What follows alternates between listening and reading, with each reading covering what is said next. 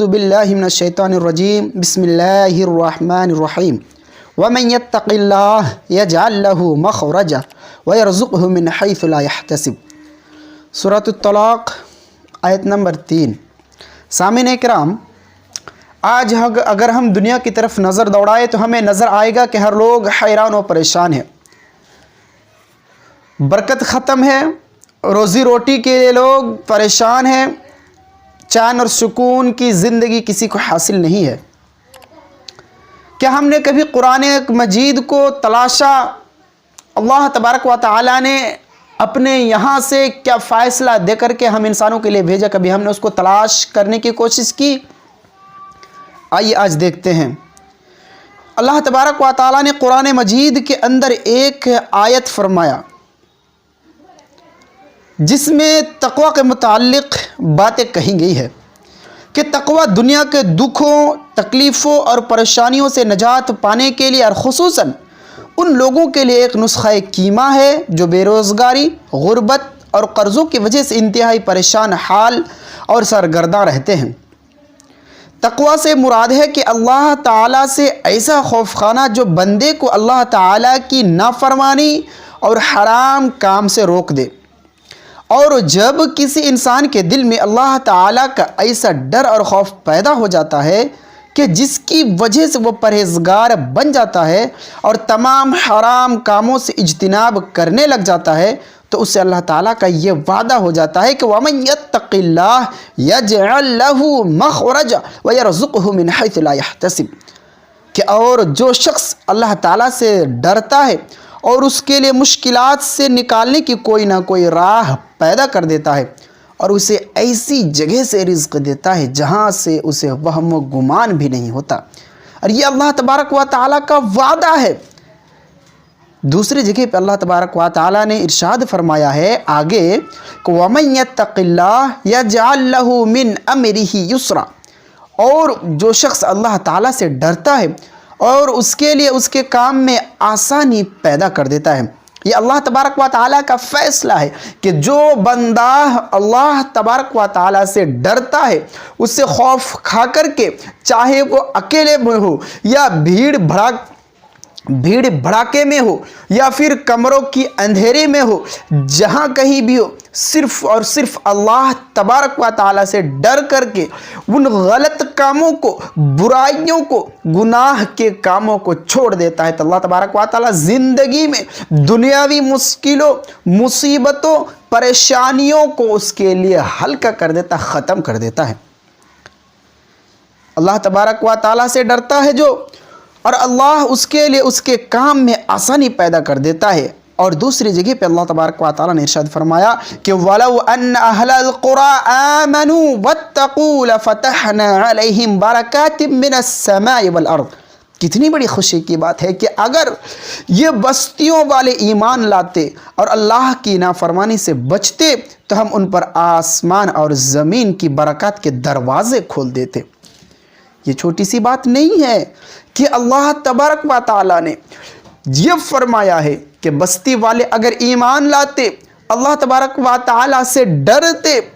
تو اللہ تبارک و تعالیٰ آسمان و زمین کی جو برکات کے دروازے ہیں اس کے لیے کھول دیا جاتا اور اس کی زندگی امن و سکون کے ساتھ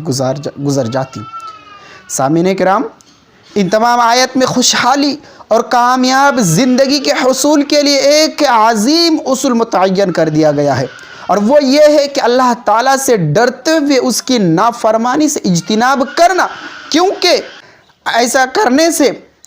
اللہ تعالیٰ بندہ مومن کے لیے ہر قسم کی پریشانی سے نکلنے کا راستہ بنا دیتا ہے، اس کے ہر کام کو آسان کر دیتا ہے اور اوپر نیچے سے اس کے لیے رزق کے دروازے کھول دیتا ہے۔ ذرا غور کیجئے کہ اللہ تبارک و تعالیٰ سے جو ڈرے، تقوی کو اختیار کرے، تو کیا ان کی زندگی اچھی نہیں ہوگی؟ ایک طرف تو ہم خوشحال اور کامیاب زندگی کی تمنا رکھتے ہیں اور دوسری طرف اللہ تبارک و تعالیٰ کی نافرمانیاں بھی کرتے رہتے ہیں۔ نماز میں سستی، غفلت، جھوٹ، غیبت، چغلخوری، سودی لین دین، والدین اور قرابت داروں سے بدسلوکی اور وغیرہ وغیرہ کی برائیاں، کہ بھلا بتائیے کہ ایسی حالت میں خوشحال و سعادت مندی نصیب ہو سکتی ہے؟ اور کیا اس طرح پریشانیوں کا ازالہ ہو سکتا ہے؟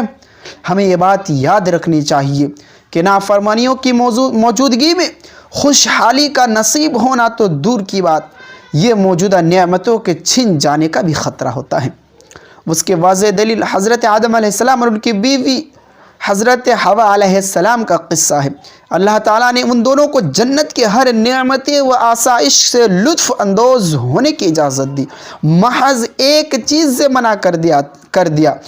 کہ اس درخت کے قریب نہیں جانا ہے۔ لیکن شیطان کے ورغلانے پر جب انہوں نے اس درخت کو چکھا تو اللہ تعالیٰ نے جنت کی ساری نعمتوں سے محروم کر کے انہیں زمین پر اتار دیا، اور کہ ان کی ایک غلطی جنت کی ساری نعمتوں سے محروم کا سبب بن گئی۔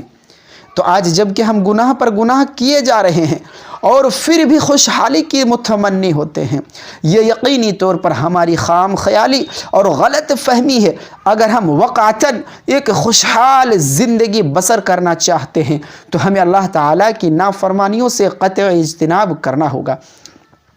اسی طرح ابلیس کا بھی قصہ ہے کہ اللہ تعالیٰ نے اسے حضرت آدم علیہ السلام کے سامنے سجدہ ریز ہونے کا